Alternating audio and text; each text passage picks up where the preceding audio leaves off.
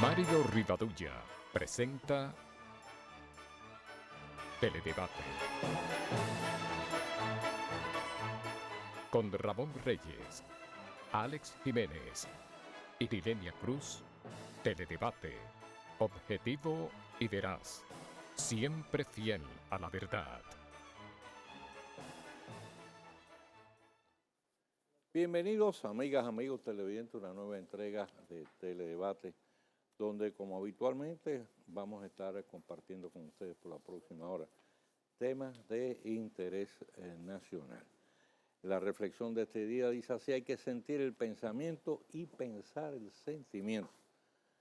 Parece un trabalengua, pero tiene mucho sentido. Esta es una reflexión de don Miguel de Unamuno, el famoso intelectual español ya fallecido, como es natural. Y la memoria histórica nos recuerda que en el año 1850 el general venezolano Narciso López tomó la ciudad de Cárdenas, donde se izó por vez primera la queso y bandera nacional de Cuba, creada a sus instancias, al igual que el escudo nacional, por Miguel Teurbe Tolón. Después de varias frustradas expediciones para tratar de sacudir el yugo del poder colonial español, fue apresado y condenado a garrote vil por alta traición. En el año 1861 fue firmado el decreto de anexión de Santo Domingo a España, y en 1890 nació en Vietnam Ho Chi Minh, fundador del Partido Comunista. Lideró la lucha contra la ocupación japonesa y el poder colonial francés, proclamando la independencia de Vietnam del Norte. En la década de los años 60 encabezó la guerra contra Vietnam del Sur, falleciendo antes de que se produjese el desplome militar de este, la evacuación de las tropas norteamericanas y la unificación del país bajo un régimen comunista. Pero para que vean la vuelta que da el mundo, hoy mantiene relaciones diplomáticas y comerciales con los propios Estados Unidos.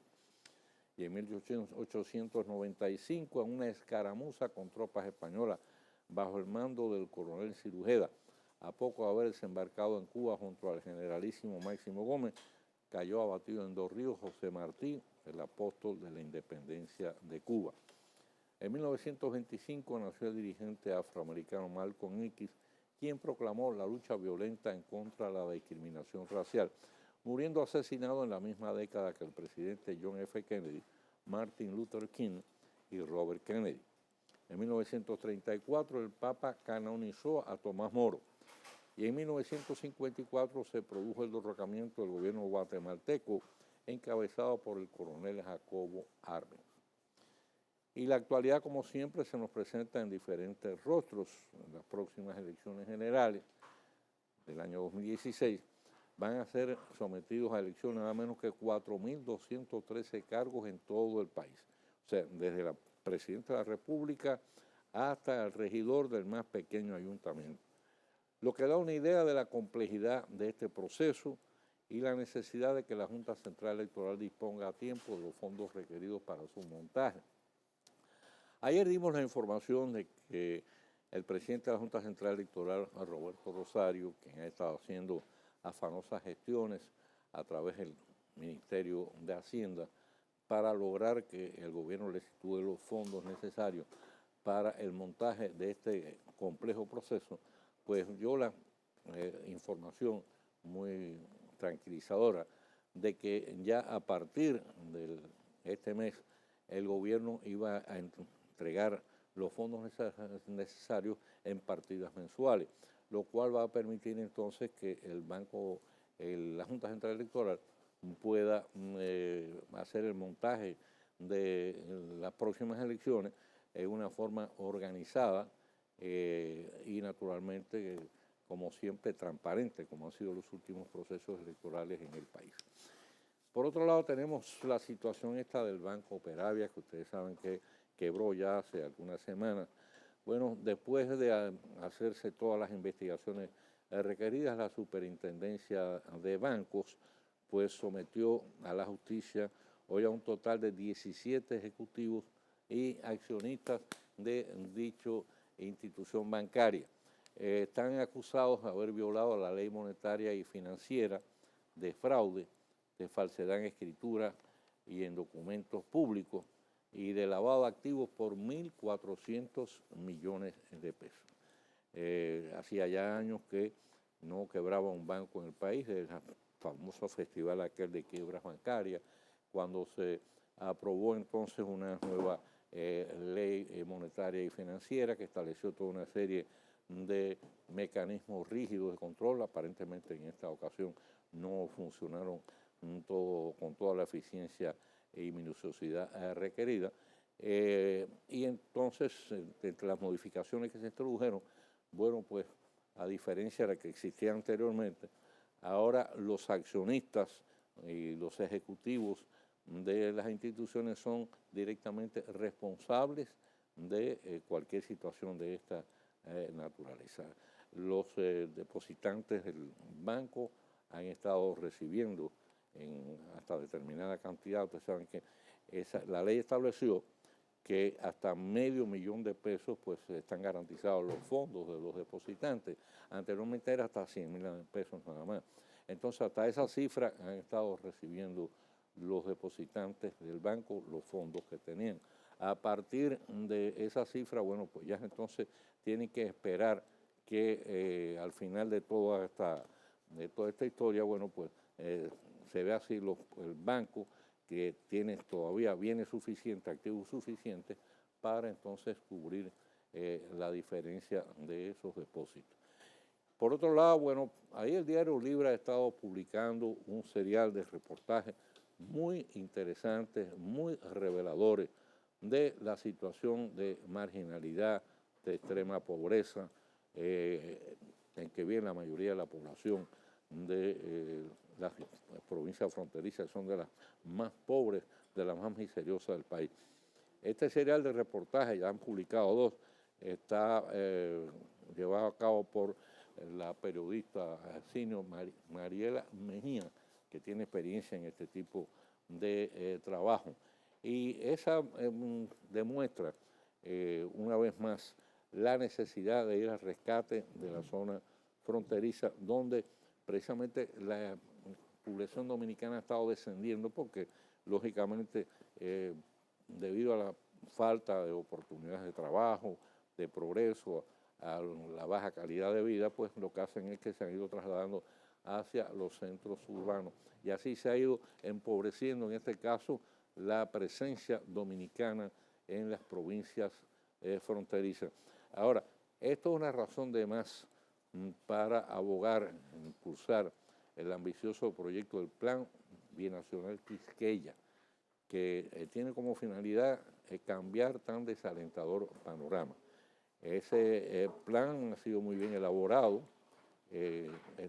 lo están motivando, lo están impulsando empresarios dominicanos, encabezados por Juan Bautista Vicini, por Fernando Capellán, que tiene una empresa desde hace años en la zona fronteriza, donde ahí laboran miles de haitianos y de dominicanos en perfecta armonía. Entonces, ese plan ya se ha estado llevando a los organismos internacionales en estos días pasados con muy buena acogida al Banco Interamericano de Desarrollo, al Banco Mundial. Representa una inversión inicial de unos $3,000 millones. Se va a llevar a cabo, o se proyecta llevar a cabo, en áreas ya específicas, debidamente escogidas, para aprovechar todo el potencial de riqueza que tiene increíblemente.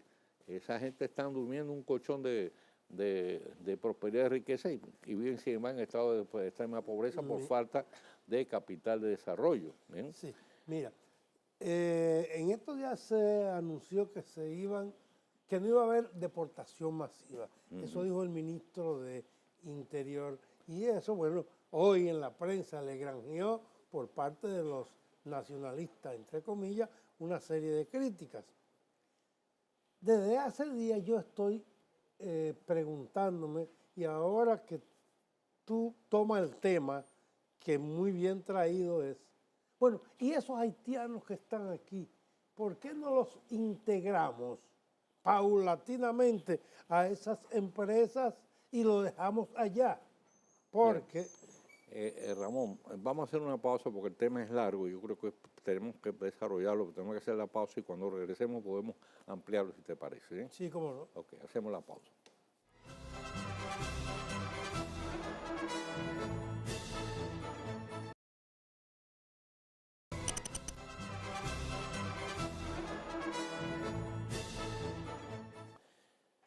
Bien, vamos a retomar el tema que estábamos hablando porque creo que es de fundamental importancia. Tú estabas hablando, Ramón, de que esos haitianos, llevarlo a esas empresas, pero el problema, acuérdate que todo es un proyecto todavía. Esos proyectos, sabes que se toman tiempo, Sí. porque hay todo un proceso. Primero hay que buscar ahora los mecanismos de financiación de los organismos internacionales son muy dilatados, muy complejos, muy exigentes, entonces no de la noche a la mañana, ojalá fuera así. Así es. Pero por lo menos tenemos ahí ya un proyecto que es ya una esperanza viva. Y que lo latente. acogería a ellos. Exactamente. Ahora, a esa gente hay que entrenarlo porque esos chicos que cruzan de aquel lado de la frontera eso no tiene no destreza tienen ninguna. ningún tipo de No, destreza. no tiene ningún destreza. Para Eso la es- construcción bueno, solamente, sí. y cuidado, Sí, sí. cuidado, no son Exacto. óptimos en la construcción. verdad. Lo que hacen es abaratar el costo, pero no son óptimos. Recuérdate, Ramón, generalmente el que emigra es una persona muy marginal. Sí, es cierto. Carece de educación, carece de capacidad, carece de destreza. De entrenamiento, Porque generalmente si es un buen operario, se queda trabajando. eso es porque tiene trabajo en su Claro. mercado laboral, lo captan. Entonces, ¿qué es lo que pasa? Que la inmigración que viene para acá realmente es de ese tipo. Entonces, lo que tú dices, bueno, si tú los tienes que llevar a trabajar a esos lugares, tienes que darle primero un proceso de entrenamiento, de capacitación. Tanto a ellos como a los dominicanos también. Igual, bueno, para eso está Infotep, que ha venido haciendo un buen trabajo. Sí, ¿no? cierto. Bueno, pero bueno, es un proyecto que está ahí, está bien aspectado, como dicen los astrólogos. Bien parado. Los astrólogos dicen, no, está bien aspectado por las estrellas. Y Está bien, además, son gente que están detrás de eso, son gente seria, son gente con experiencia y yo creo que la cosa esa va a funcionar. Además, ese proyecto tiene un potencial enorme en muchos aspectos, muchos aspectos. Y además puedes contribuir a hacer una respuesta efectiva para los desafíos que va a reservarle el futuro a este país, a Haití también, por el crecimiento poblacional. Usted tiene que, sobre todo la juventud, usted tiene que crearle oportunidades de trabajo. Y usted tiene que elevar la calidad de vida. Si no, ¿qué pasa? La presión social se hace cada vez más fuerte claro, y en un momento determinado puede estallar, ni romper la estabilidad. que yo me temo Sí, que exacto. si no se toman medidas oportunas Claro. a tiempo, puede pasar eso. Exacto. Bueno, ahí está el caso de Blas Olivo. Señor, esto de lo de Blas Olivo, a Blas Olivo lo asesinaron ya hace un mes. Ayer hubo un reclamo, hay una actividad en el En Colegio el de colegio de Periodistas periodistas, un grupo de tuvieron- familiares y colegas. y amigos también de él. Y a un mes del crimen no parece que los cuerpos de investigación dispongan de indicios que permitan atrapar a los responsables. A cada rato dicen, no, que tenemos más o menos detectados quiénes son, pero, oiga, en ese cuento llevamos un mes y no... Y en 3 ocasiones el jefe de la policía ha dicho, yo me voy a encargar de las investigaciones, yo voy a encabezar las investigaciones. Decían que tenían ya identificados los autores. Pues nada, ahí está.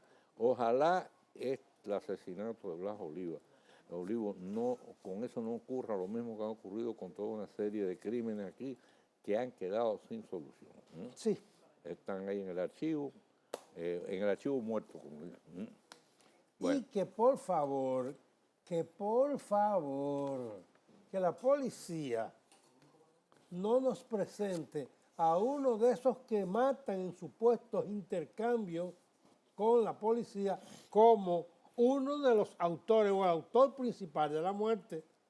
Si la policía cree que Juan Pérez, por ejemplo, es el autor, consérvenlo vivo hasta que lo interroguen y que el tipo diga que lo mató y cuáles fueron las razones. Tú dices hasta y después. Tú dijiste hasta que lo interrogan y después también. Bueno, sí, naturalmente. Que lo someten. Y que lo traducan a los tribunales. Correcto. Porque es que la policía, ¡pum, pum! Sí. Ese lo estábamos buscando por la muerte de fulano. Bueno, ahí está el caso del Darío Contreras. Al fin parece que las autoridades de salud dicen que la oficina supervisora del Estado han comenzado a tomar interés en las quejas de los médicos y las enfermeras. Y en los reportajes del matutino hoy, que fueron los que han aireado una serie de fallas Matutino denunciadas y Nuria Piera también lo presentó. en el remodelado y recién inaugurado Hospital Darío Contreras. Fíjense, nosotros no metamos en modo alguno la remodelación del hospital. Todo lo contrario. Todo lo contrario, pero si las cosas son como dicen los médicos y las quejas de la enfermera, me parece que hubo una serie de errores graves en el diseño, es decir, en la ubicación de las distintas áreas del hospital, eso por un lado, y por otro, bueno, ellos dicen que no hay sanitarios, que no hay lavabos en la emergencia, bueno, eso me parece, si es así, me parece que es una cosa disparatada, porque en la emergencia es donde precisamente se produce mayor movimiento. Así es. Y donde los médicos tienen que bregar con todo tipo de situaciones. Así es. Entonces, si no tienen higiene, no tienen la forma de lavarse las manos, no tienen la forma de ir al baño, me parece que es una cosa que no... Y la otra cosa, bueno, la cuestión de poner, dice que el comedor y la cocina es diferente a donde está la morgue, ¿no? A mí como Mira, que no cuadra. No encaja. No encaja. Mira, hoy esta tarde unas declaraciones y él hablando, del director de la UISOE, que es la oficina de Supervisor del Estado. supervisor de obra del Estado, que dice, tratando de dar respuesta a eso, en cierta medida a mí no me convencieron. Él dice, primero, que se ha hecho mucha alarma por todo esto, que no se ha fijado el pueblo dominicano, nosotros, ustedes, que es un hospital nuevo. Sí, es un hospital nuevo, pero es un hospital nuevo que debe tener todas las de la ley y en su lugar preciso. Esa es una. Él dice que va una pared que divide el comedor entre la cosa, pero la pared no la han tirado. Bueno, Ramón, tenemos nuestra invitada, Ya así llegó. que vamos a hacer la pausa y así vamos a tener la oportunidad de conversar en breve con la doctora Lilian Fonder.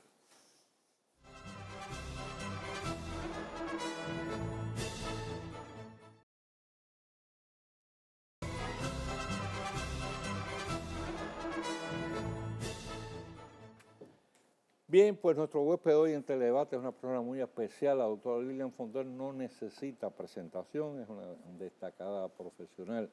Además es comunicadora, tiene una columna muy interesante en el periódico El Nacional de ahora. de temas realmente que interesan a la población y muy bien desarrollada. Así que en mí tiene un lector fijo.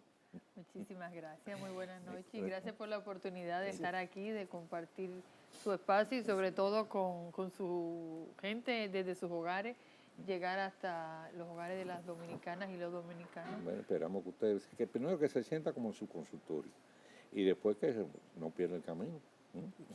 Que esta no Así sea la será. primera, sino una de Sí. muchas. Mire, en días recientes usted se refirió a un tema muy interesante que es todavía la alta tasa de mortalidad entre las mujeres embarazadas. ¿A qué se debe esa situación? En primer lugar, hemos mejorado algo en los últimos años, ¿verdad? Se ha ido reduciendo, pero ¿cuáles son las motivaciones realmente? Porque tenemos todavía una tasa tan elevada. En República Dominicana se ha logrado reducir la tasa de mortalidad materna, lo que no se ha reducido como esperábamos o como debiéramos. Tenemos que recordar que es uno de los objetivos del milenio, reducir la tasa de mortalidad Así. materna. Y además es un compromiso de vida con la equidad de género también, que es otro de los compromisos del milenio. Hemos reducido, pero no lo deseado. Las causas de mortalidad materna son multifactoriales. Tenemos que asumir, el Ministerio de Salud tiene que asumir su responsabilidad en el tema de calidad de la atención. Tenemos un déficit en calidad de la atención.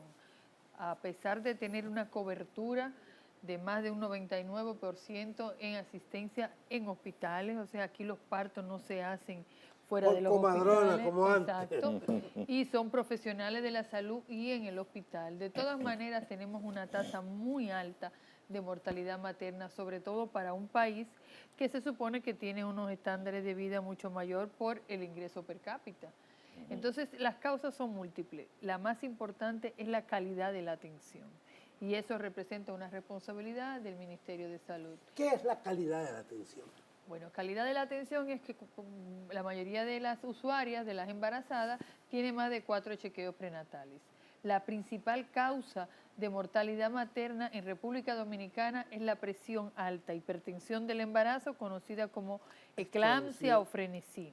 Entonces, si esta es la principal causa que se detecta a partir de las 20 semanas del embarazo y usted tiene 4 consultas como mínimo, la población dominicana embarazada tiene como mínimo 4 consultas, pues hay tiempo suficiente para darse cuenta de que la presión está alta, porque hay signos que se pueden ver, la presión alta, el edema, pero también hay una analítica que te va diciendo que hay un cambio, sobre todo en la orina, o muchas veces también coincide con la anemia. Entonces, si se puede detectar a tiempo, es imposible que un seguimiento de mínimo de 4 consultas no se logre o desembarazar antes o controlar esos niveles tensionales. Y eso hablamos de calidad de la atención, en la causa más importante. Y en cuanto a los fallecimientos también infantiles de los niños, también todavía tenemos Neonatales. una tasa alta, ¿eh? Sí, también tenemos una tasa alta y se está trabajando mucho en la calidad de la atención, o sea, en que el recibimiento depende mucho de la calidad del embarazo, porque la incubadora, que es el útero de la madre, pues de ahí depende la calidad del recién nacido.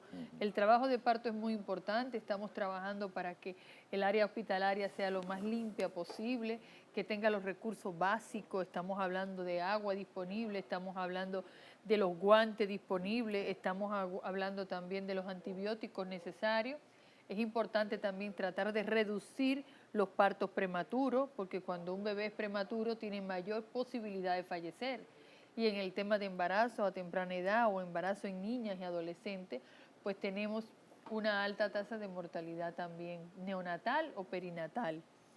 Estas son las principales causas. En el caso de los embarazos prematuros, el riesgo para la madre es mayor, ¿verdad?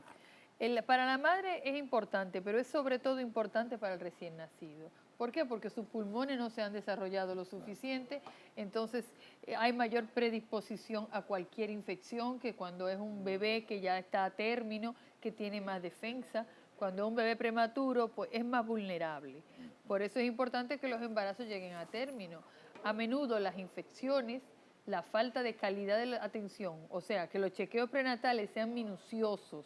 Eso quiere decir que se tome la presión, que se le haga un cultivo de secreción vaginal, si tiene un flujo o si no lo tiene, que no tenga anemia, porque una mujer que tiene anemia no tiene defensa para defenderse de cualquier infección. Y esto va a determinar cuando el bebé nazca que el bebé tenga todas estas condiciones también cubiertas.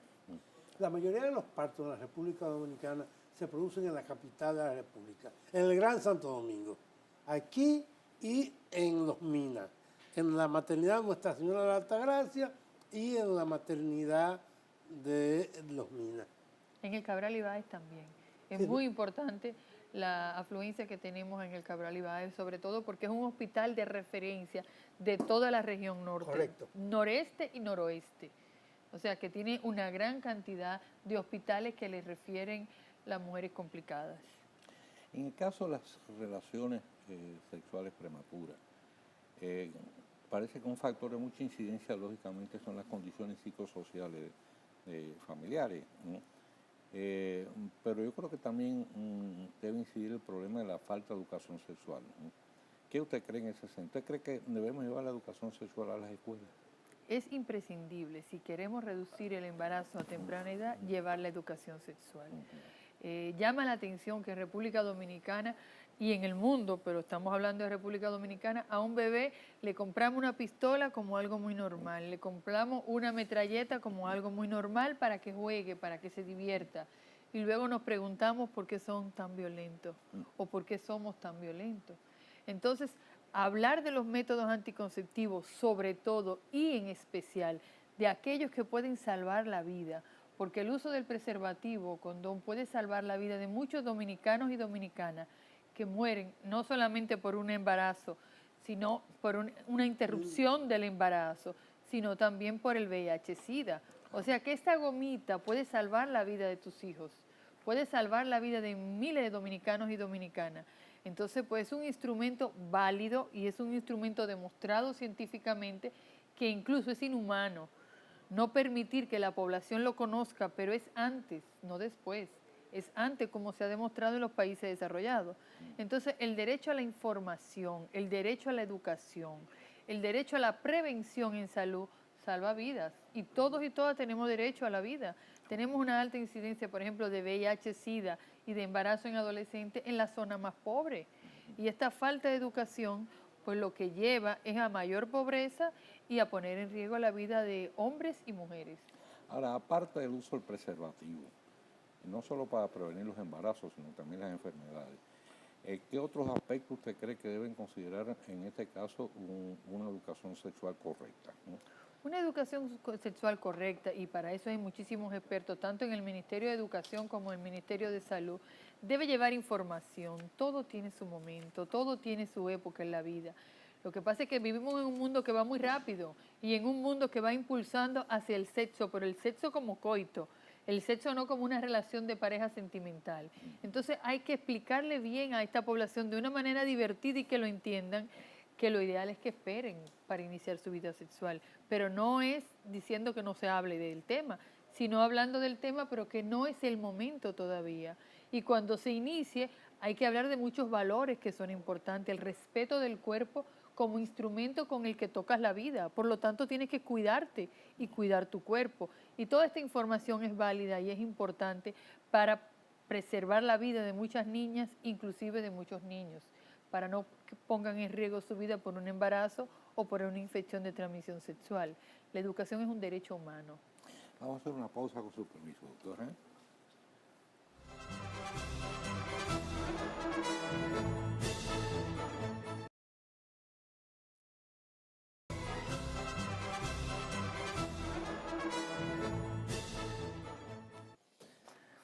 Usted, Omar, mire, yo me quedé con la inquietud, con lo que usted inició de la mortalidad y que esa mortalidad podemos corregirla, y usted hablaba de 4 visitas, mínimo de 4 visitas. El problema, le pregunto yo a usted, no estará en el seguimiento, porque como si en 4 visitas, en los 3 principales hospitales, yo decía los 2 de Santo Domingo y usted agregaba a José María Cabral Ibáez de Santiago, son hospitales que tienen médicos calificados, ginecobstetras calificados. Si en 4 visitas no se ha detectado que le ha subido la presión durante el embarazo, ¿en qué estamos? Estamos mejorando la calidad de la atención, pero todavía es materia pendiente y es oportuno recordar, porque no todas tienen 4 visitas, en promedio 4 visitas, pero son muchas más de 4 que se necesitan. Claro, o sea, 8. al principio del embarazo pues son mensual, pero a partir de las 30 a 32 semanas pues cada 15 días y luego 8 semanal, días las últimas 6 semanas es semanal. Claro. Entonces es importante que toda la población, sobre todo las adolescentes, ¿qué pasa con las adolescentes? Que se vienen a enterar de que están embarazadas cuando ya está muy avanzado el embarazo, porque la ropa no les sirve, porque todavía no tenemos la educación suficiente para que todas las niñas sepan que tienen que ver la menstruación todos los meses, Claro. y que si no la ven algo pasa, Claro. y que cada 15 días aproximadamente, entre el 14 y el 16, es su época de ovulación. Esas son fechas que todas las niñas que tienen vida sexual deben de conocerla, porque son su fecha de riesgo. Entonces esta información no la tienen. Y cuando vienen a darse cuenta, ya tienen un embarazo muy avanzado y no han tenido los chequeos prenatales previos. Cuando tú tienes una falta y te haces una prueba de embarazo y está positiva y tienes un chequeo continuo, las posibilidades de tener una complicación disminuyen. Y si ocurren, te das cuenta a tiempo. Entonces, esto no pasa con la mayoría de la población dominicana, sobre todo con las adolescentes, que se vienen a dar cuenta del embarazo muy avanzado. Entonces, sí es cierto que hay falta de un seguimiento oportuno y sobre todo de calidad.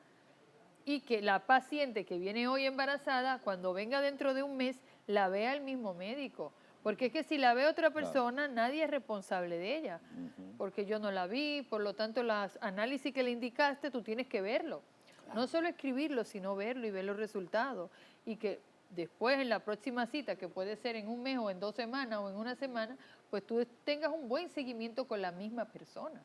O sea, que tiene que haber una relación médico-paciente. Importantísima.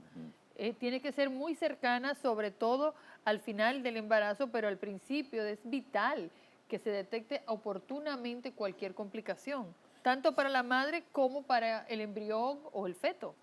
Vamos a volver otra vez al tema de las relaciones sexuales prematuras. Hay establecido desde el punto de vista médico, científico y desde el aspecto psicofisiológico una edad adecuada para comenzar la vida sexual. Mira, lo ideal es que cuando seamos adultos, adultos biológicamente y psicológicamente, eso es lo ideal. ¿Por qué? Porque cuando tú tienes una relación sexual con una persona, pues tú estás entregando tu cuerpo, pero al entregar tu cuerpo sin protección, también entrega tu seguridad.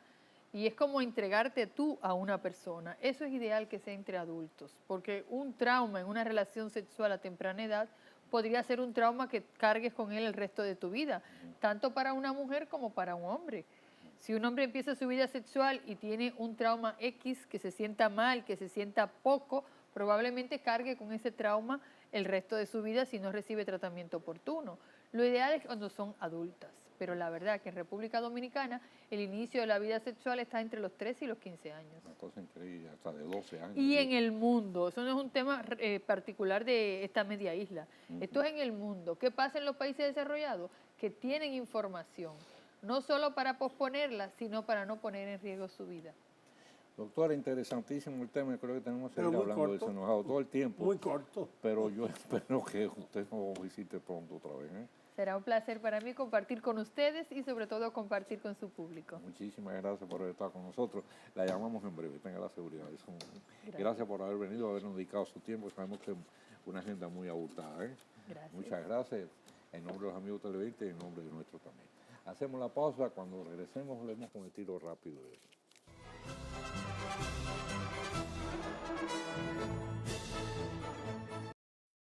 Teledebate El Tiro Rápido de Mario Rivadavia.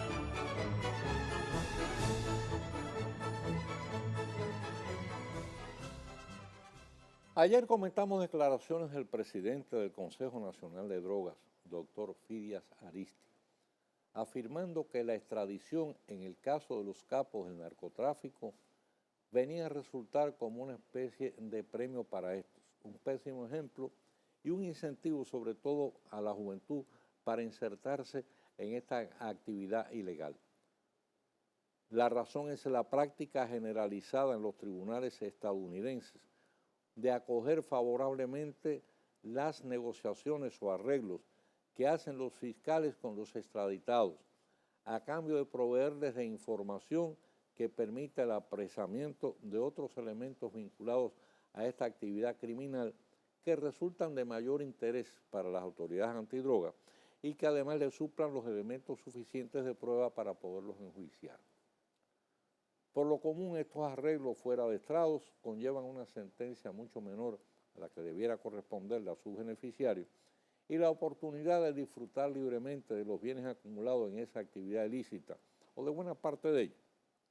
Tal recordamos ayer los casos de Quirino Paulino y Toño Leña, a los cuales pudieran agregarse los de bienvenido Ernesto Guevara Maconi, Yubel Enrique Méndez Oreganito y el del bachatero José Arismendi Almonte Peña, Joselito.com. A este último las autoridades dominicanas tuvieron que devolverle los bienes que le habían incautado después de haber cumplido varios años de condena en cárceles estadounidenses. De ahí que acogiendo esas inquietudes del doctor Aristi, así como sugerencias del procurador adjunto para lavado activo, Germán Miranda Villalona, planteáramos como prioridad la conveniencia y necesidad de someter a revisión el protocolo de extradición firmado con las autoridades estadounidenses para corregir esta grave anomalía.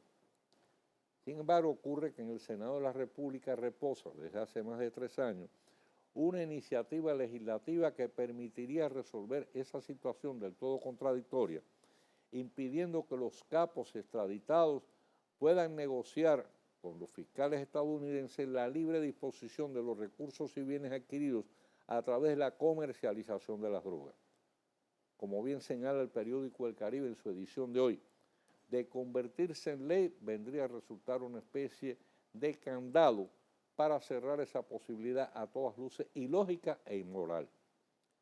Mediante dicho proyecto se establecería la extinción de dominio con el decomiso de bienes ilícitos sin importar su naturaleza, con independencia de quién ostente su posesión los haya adquirido.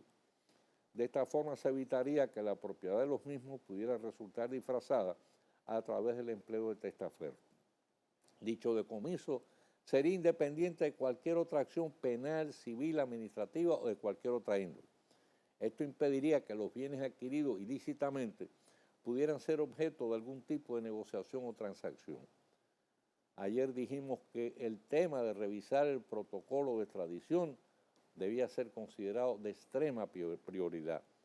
Hoy otorgamos la misma categoría a este proyecto de extinción del dominio a fin de evitar lo que en realidad viene a resultar una grosera mueca de burla a la justicia y a la sociedad. De esperar que así lo entiendan los señores integrantes de la Alta Cámara y le den el tratamiento de urgencia camerita, ya que a simple vista no luce que haya ninguna razón válida para que se dilate su conocimiento y se obstaculice su aprobación. Mañana, Dios mediante, volveremos a estar con ustedes con una nueva entrega de Teledebate. Como siempre, nuestros mejores deseos, mayores bendiciones para todas las amigas y amigos televidentes. Y recuerden no moverse de su televisor porque por ahí viene ese muy interesante programa Contacto que dirige nuestro colega Rafael Ovalle.